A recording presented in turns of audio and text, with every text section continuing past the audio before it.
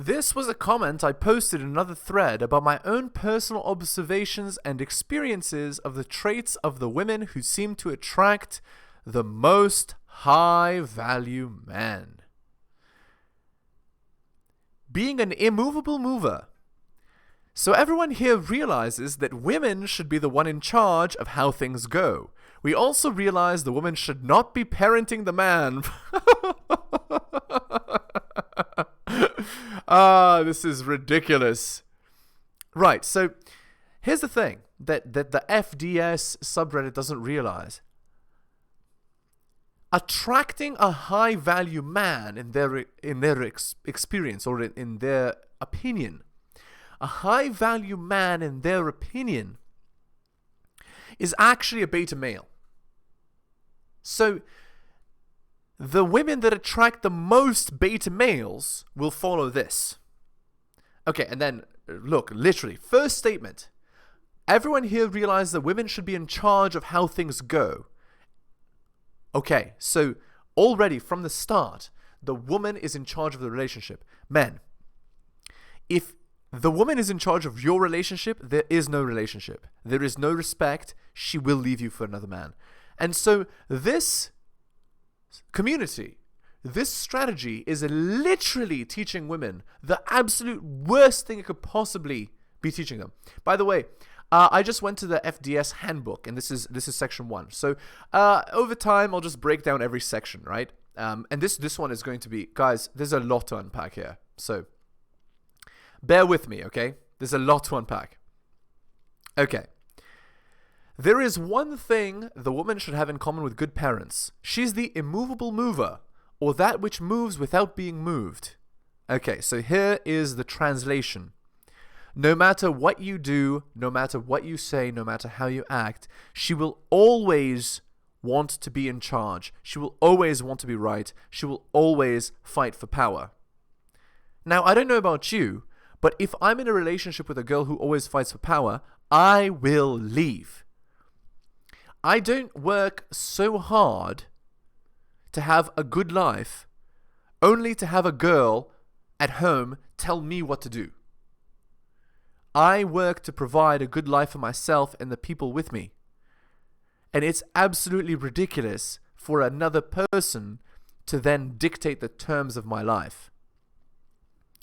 This makes children feel safe when their parents are immovable. So here's the implication here. The implication is that this woman will act like your mommy. She will make you the child, because you as a man will be treated as a child in a relationship with this girl. She will feel immovable. And she's going to try to make you feel safe by being immovable and telling you what to do. It makes men feel safe too. If you can direct things while seeming to stay still yourself, you're a calming and safe presence while also seeming adoration worthy. So literally, if you follow this advice, you will come off as the condescending queen of your relationship. After all, the two phrases above are religious. They're about God. Nobody says, man, God is so boring since he's immovable. Rather, the immovable nature is what's so awe-inspiring. Okay, so here's the implication. What this girl is implying, who's writing this article, is that women should act like they are God in their relationship. That they are the God of their man. That they should be worshipped and put on a pedestal. That they're a queen. Now, I don't know about you, but that's absolutely ridiculous, in my opinion. And this destructive advice will ensure that the girl is never happy. Note, being an immovable mover does not mean you can never admit when you're wrong. An immovable mover who's done wrong is so immovable that saying, sorry, I did that, doesn't threaten their position. So basically, no matter what you do, no matter what she does, she will still act like she's your queen. Also, being an immovable mover does not mean you're doing what the other person wants. Well, exactly. I mean, the rule of womanism is never do anything for the express pleasure of a man. So this should go without saying. In the FDS, doing anything that your man asks is tantamount to surrender, is tantamount to to being a good woman. And you can't be a good woman. No, you have to be in charge. You have to be a god of your man.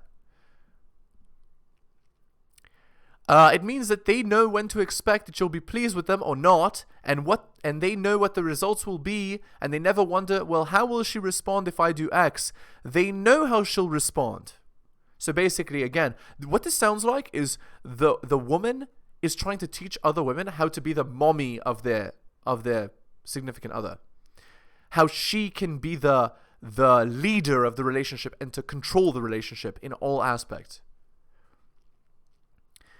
Being an immovable mover, from everything I've seen and experienced in my entire life, is the most important thing. By the way, this is why you never listen to dating advice from women that are 40 plus. This is what they'll teach you. They'll teach you, be the god of your relationships. Never compromise. Tell men what to do, and no matter what they say to you, never listen. Be strong, queen. If a woman listens to this, she will doom herself to a life of cats. Every relationship she'll ever have will explode, and she won't understand why. The reason why is because she's being taught from the beginning the incorrect framework. Women, you need to be fit, feminine, submissive, cooperative, and sexually loyal. So, do you see that anywhere here? This is the opposite of cooperative. This is dominant. This is aggressive. This is a fighter, belligerent. That's not what men want. Okay, next. Character. She has character and benevolence. Right, so she's going to act like your mommy. She respects service professionals. Okay, great. She's kind to animals. Great. She doesn't make fun of the unfortunate. Great. You know that if she were in tough situations, she'd do the right thing. Okay, that's also, yeah, sure, solid. Though she prioritizes herself in all normal life situations, you suspect she'd save a kid from a burning building or take a bullet for someone weak and defenseless. Honestly, this sounds like good advice for men. Men prioritizing himself in all normal life situations. If a woman prioritizes herself and not you, you have no relationship. This is teaching women exactly how to be men, to be honest. Like, being an immovable mover is a very important quality for a man to have. But if a woman has it, it makes her totally undesirable. Like, it's really funny that she's teaching women to act like a parent she's teaching women to act like a parent to men, when I think this is actually what she wants. She wants a man to treat her this way. A Becky listens, but a dream girl has gravitas, a listening style. When a man tells a Becky his deepest secrets, she's sympathetic, which would be nice if a girl was. But when he tells a dream girl, she's silent for a bit and then says, "Thank you for telling me that," in a condescending way. All I see when I'm reading this is condescension, right? Is she's putting herself so far above the man, she's his god, and everything falls from that frame. You should never accept this frame from a woman. It's ridiculous. Okay. Then all the other stuff we know. Taking care of their health, great. Taking care of hygiene, great. All the stuff that's great but isn't good enough to move someone up from a Becky category. A desirable woman is a dream girl, is an immovable mover who always seems to be doing precisely what she wants to be doing. If a girl is doing whatever she wants, your relationship is over. Because when you allow a woman to do what she wants, what's going to happen is she's going to behave according to her own nature. And her own nature will want for her to maximize her options while minimizing yours. So she's going to have previous exes as friends. She's going to have lots of male orbiters. She's going to go on girls' nights out. She's going to talk down to you. She's going to tell you what to do. She's going to give you chore play. She's not going to be liberated in the bedroom. She's going to do all of the negative things. Who prioritizes herself in all normal situations, but you're sure has ironclad character to take a bullet if someone is like, it's ridiculous. And who listens carefully and responds carefully instead of reacting with syrupy sympathy. Like, guys, again, please leave a comment if you agree or disagree with what I'm saying. But this is ridiculous. Oh, Did I even do the intro? Okay, I guess I forgot to do the intro. Hello and welcome to the Helios blog. My name is Helios, here for another reaction video. Of course, I'm reacting to the FDS handbook here. If you'd like me to comment on a video or compilation, please send it to theheliosblog@gmail.com. You could also give me a Reddit post, I don't mind. And again, please leave a comment if you agree or disagree with what I'm talking about in this section here. Oh, and last of all, something I ignored. A dream girl isn't crazy. If she has mental health issues, they're well managed through therapy and possibly medication and have been well managed for years. That actually is good advice. So, there are other traits that good men will love and other traits that men will find meh, but none of those rise to the level of being thematic. I think what I've written above covers the entire theme of the most desirable women. Right, so to summarize, in FDS's opinion, and it's wrong, the most desirable women are those that act like gods to their men. They act as though they are the ruler of the relationship in all aspects, and no matter what the man does, she is always superior to him. That's the implication here. Alright, let's go to some videos here, just so we can switch a little bit in our topics. Here, let's go after. So I've already commented on this, but we'll move on to the next one here. We are engaged. Who got down on one knee? Both of us. Okay. It's an equal relationship, right? So I think we've already mentioned this, the idea of two women relationships, and how sure, they tend to be like equal relationships, but what happens is, because there's not a lot of masculine energy, the relationship tends to be quite volatile. Okay, anyway, let's see what they have to say. Okay. It was kind of like a mutual agreement. If you guys decide to adopt a child, who's going to be the caretaker? Well, she had two kids and I'm going to have 2 kids too. So no matter what, it's a mutual agreement between the both of us. So let me ask you this. Why do you think gender roles don't seem to matter so much in same-sex relationships as much as they do in heterosexual relationships? Because if you're the same gender, that means you have the same roles. Yeah, and no one's going to be playing we're both roles. the mom in the relationship. Indeed, and that's exactly okay. So at least they're being honest, right? So here, yeah, that's right. There's not a lot of masculine energy, as I said, and because there's not a lot of masculine energy, what's going to happen is it's going to be like a community living, right? You know, like the whole idea of it takes a community to raise a child thing.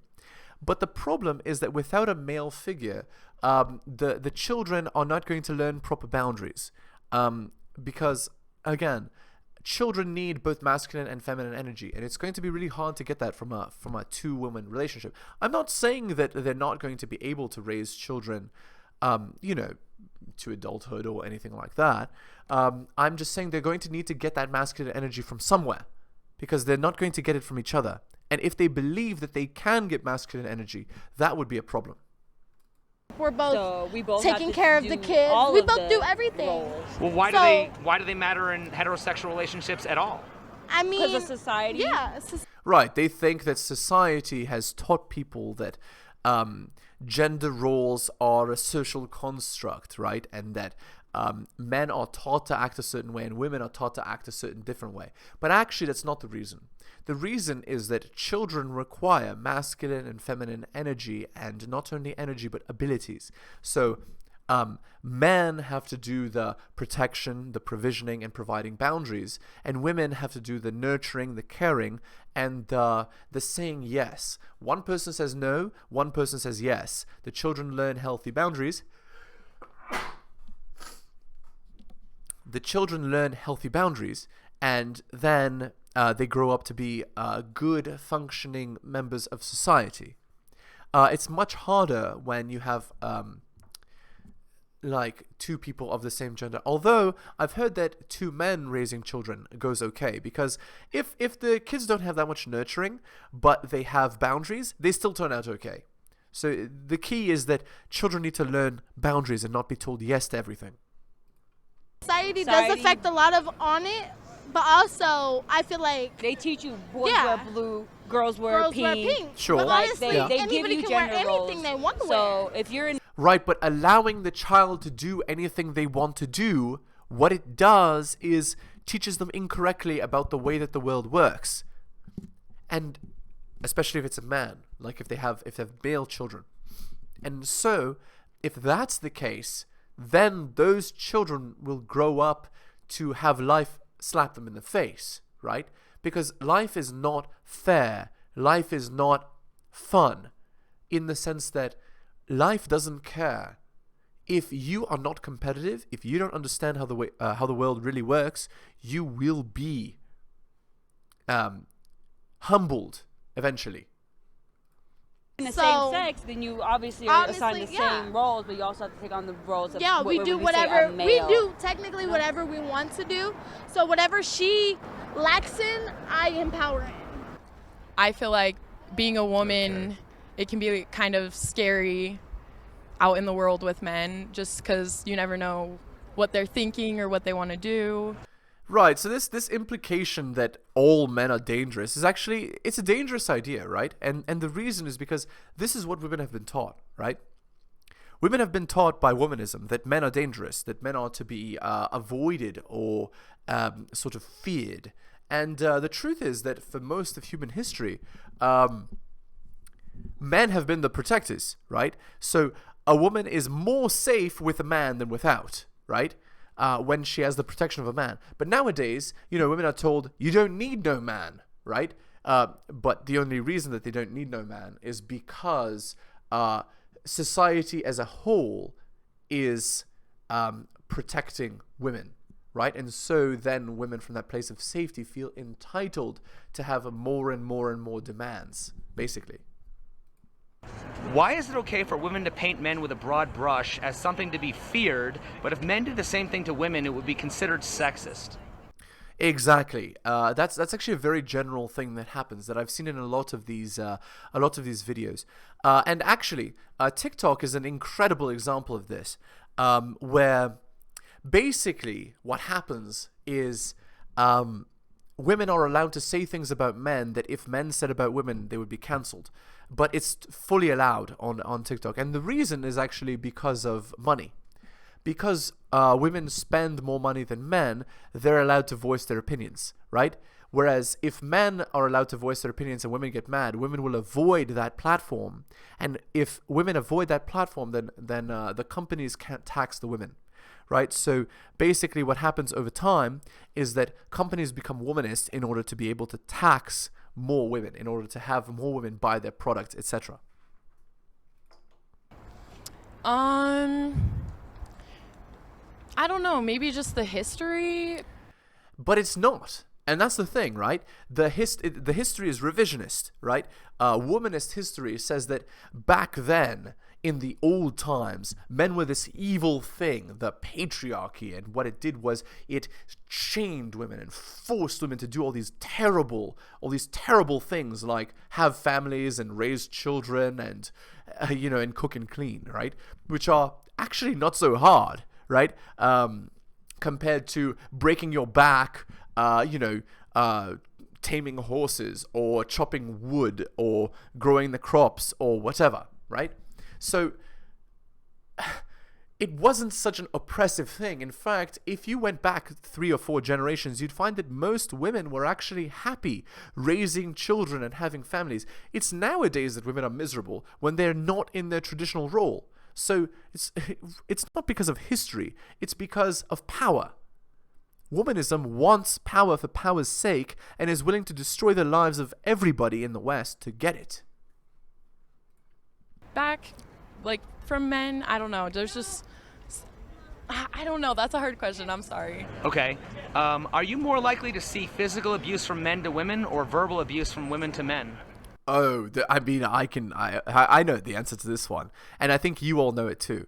The second one, verbal A-word is much more common, and in fact, I think every man I've ever talked to has experienced the verbal A-word. Women can be very cruel in the pursuit of their goals, let's say. So that's doubtless.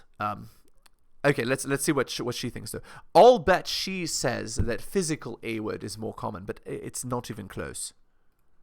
I think it can go both ways for sure. No, it can't go both ways. Although this egalitarian equalist thing is another tenet of womanism. So womanism says my movement is about equality. Men and women are the same. Men and women should be treated the same. Men and women should get the same things. And but that's not actually what happens because of women's hypergamy.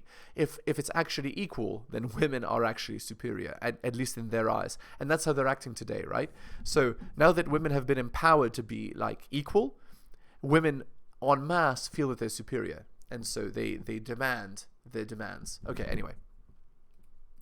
Well, I'm not discounting, the physical abuse, but why is verbal abuse so rarely talked about? Just because it's not physical, it's words, I guess. Right, indeed, and the women's response is just suck it up. It's just words, sticks and stones, right? But in fact, many men are indirectly destroyed by words, right? And the irony actually is that most men are not destroyed by harsh words, by verbal A-word. They're actually destroyed by the reverse. They're actually destroyed by compliments and what in their opinion is love, right? When women manipulate the man into believing that he is loved when actually he's just being used. That is the true tragedy of our time, in my opinion. One of them, anyway. No woman goes out in the world and doesn't have to look over their shoulder and sit there and wonder, like, damn, what if something happens to me right now? Oh, this is a thing that I forgot to mention, by the way. I totally forgot to mention this. The world is actually much safer for women than for men. Women are just under the impression that they're less safe. But actually, the most violence in the world is committed by men on other men. So women, and this actually includes at night, it's actually more likely for a man to experience violence at night than a woman, even though women feel that they're unsafe, which I find to be hilarious. Again, it's one of the womanist propaganda things that they say. Okay, I think we'll end the show there. Thank you so much for watching. Again, please leave a comment if you agree or disagree with any of my points. That's what the comment section is for. Remember to subscribe on your way out if you're enjoying the content. Hit the bell for all notifications. Again, I really appreciate that you watched all of this. Thank you so much, and I'll see you next time.